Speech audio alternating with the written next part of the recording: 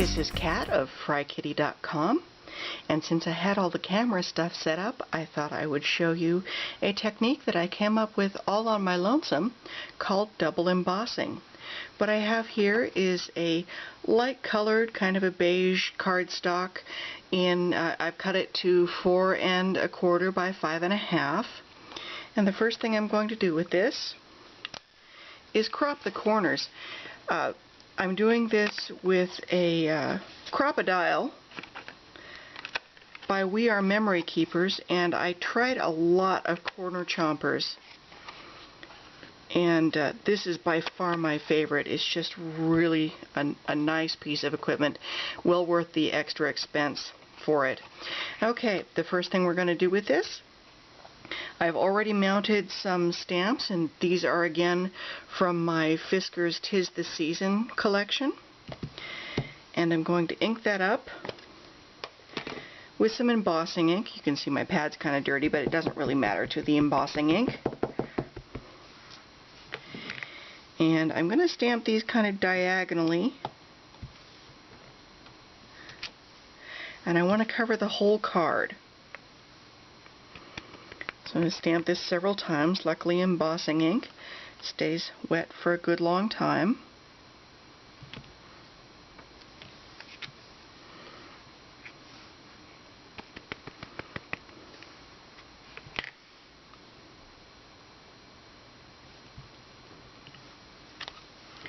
Okay, I think we need one more to finish up there.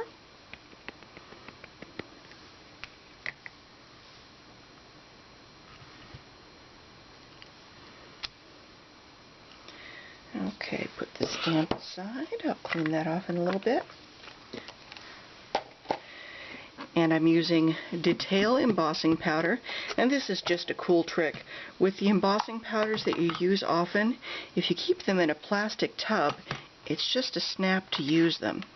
All you do is hold your card over the tub and spoon your powder on and tap it off.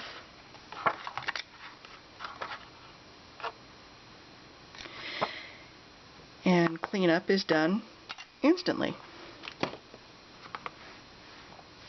Needs a little bit more tapping. There we go. Just going to hold this down with a bone folder and shoot it with a heat gun.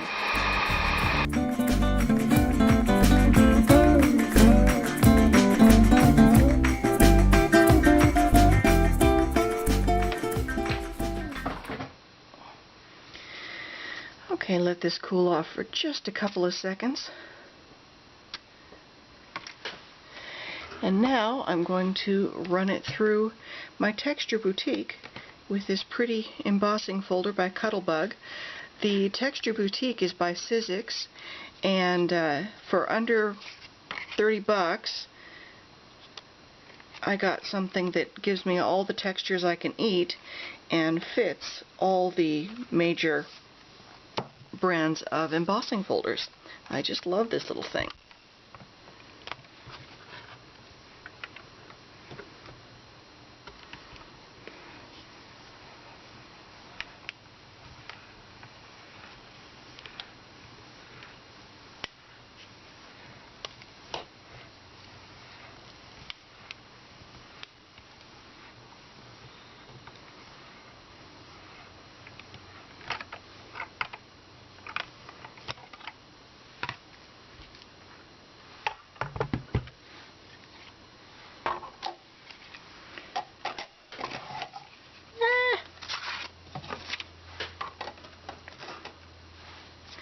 Escaping embossing folders. Okay. Now here's the fun part. We have it, our basic double embossing there. And I have some Distress ink by Tim Holtz in Fired Brick and Broken China. And I have an applicator, though a makeup sponge works pretty much just as well. I'm going to start applying the Distress ink to my card. And what that does is it picks up the raised areas on the embossing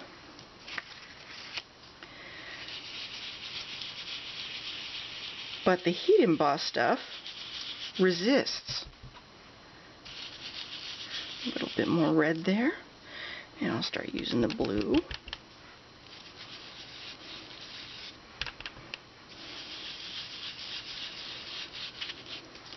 So you end up with this shape on shape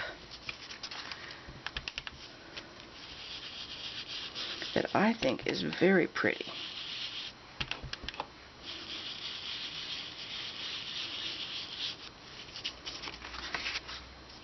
And there you go, double embossed.